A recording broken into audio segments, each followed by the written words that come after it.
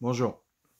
On connaît l'expression du Mittel Rebbe que quand deux chassidim se rencontrent et qu'ils parlent ensemble d'Avodat Hashem, c'est deux nefesh elokit contre une nefesh abahamit. Et quand on a raconté cette histoire, on rajoute aussi que les chassidim s'étaient posé la question à savoir comment ça se fait que c'était pas deux nefesh elokit, ce qu'on comprend, contre deux nefesh abahamit, puisque chaque personne a son nefesh elokit et chaque personne a son nefesh abahamit. Donc quand deux personnes se rencontrent, chacun amène son nefesh elokit et chacun amène son nefesh abahamit. Et la réponse qui est donnée, c'est que la nefesh abahamit, c'est la partie de moi qui ne s'intéresse qu'à moi. Et donc, mon nefesh abahamit n'a aucun intérêt à s'impliquer dans les nyanim de quelqu'un d'autre, dans ce qui concerne quelqu'un d'autre. C'est uniquement ma nefesh elokit qui s'inquiète de moi et qui s'inquiète aussi de mon ami. Donc, quand on parle de la Géoula, c'est un moment où Elokut sera révélé. Gilo Elokut. Donc c'est un moment, si on peut dire, mais notre Nefesh Abahamit deviendra comme une Nefesh Elokit, dans un certain sens, qu'elle sera complètement dédiée à Avodat Hashem. Et au lieu d'être focusée sur moi, elle sera focusée sur les autres, sur le monde qui sont autour de moi, sur Avodat Hashem, etc. Un moment de Gilo Elokut, c'est un moment où on sera complètement unis. Il n'y aura plus de séparation entre les uns et les autres, mais au contraire, un moment de achdut, un moment d'unité, puisqu'on va dépasser ce qui nous sépare pour se focuser sur ce qui nous unifie.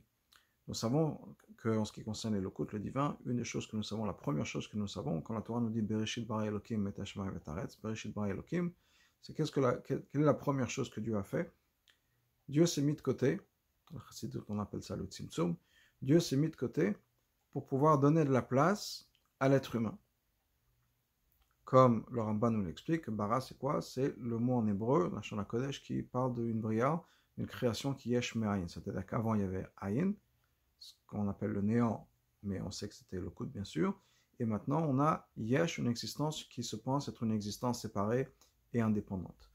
Donc quand on parle de Elokut, la première définition que nous connaissons, bien sûr il y a beaucoup plus et c'est beaucoup plus profond, mais les premières choses que nous connaissons sur Hachem, depuis le moment de la création de Bria, c'est le fait que Elokut, c'est Dieu qui nous donne de la place, qui fait de la place pour quelqu'un d'autre.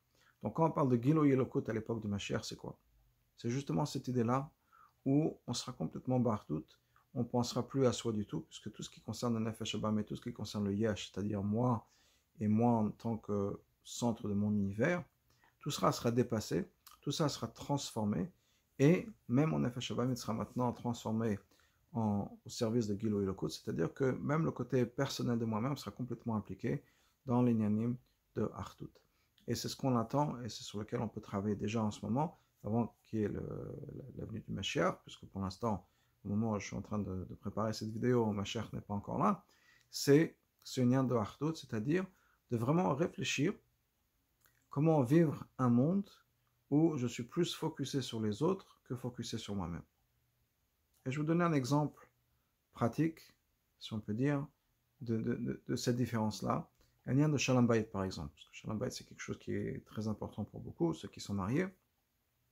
Un mari peut rentrer de la maison après une longue journée au travail, et dès qu'il rentre à la maison, il y a sa femme qui lui saute dessus en disant « Ah, maintenant tu viens d'arriver, les enfants m'épuisent, j'en peux plus, j'ai besoin de sortir, je suis à la maison toute la journée, j'arrête pas de m'occuper d'eux, etc. » Et elle peut comme ça se soulager, si on peut dire, pendant quelques minutes. Et le mari peut réagir d'une ou deux manières. Il peut soit se fâcher, se braquer, en disant « Mais pourquoi est-ce qu'elle m'attaque? Moi aussi j'ai une journée difficile, etc. » Ou bien se dire dans sa tête « Oula, ma femme a des difficultés, elle a une journée difficile, qu'est-ce que moi, en tant que son mari, qui suis là pour elle, qu'est-ce que je peux faire pour l'aider ?» Et donc, au lieu de se sentir attaqué, dire « Je te comprends, chérie, il n'y a pas de souci, qu'est-ce que je peux faire pour aider ?» etc. Quelle est la différence entre les deux? La première réaction, c'est que quand on se focus sur soi-même, c'est une réaction du Nefesh Abahamit, qui pense à soi, ma femme m'attaque, et j'ai besoin de me défendre, d'une manière ou d'une autre. Chacun sa manière de se défendre.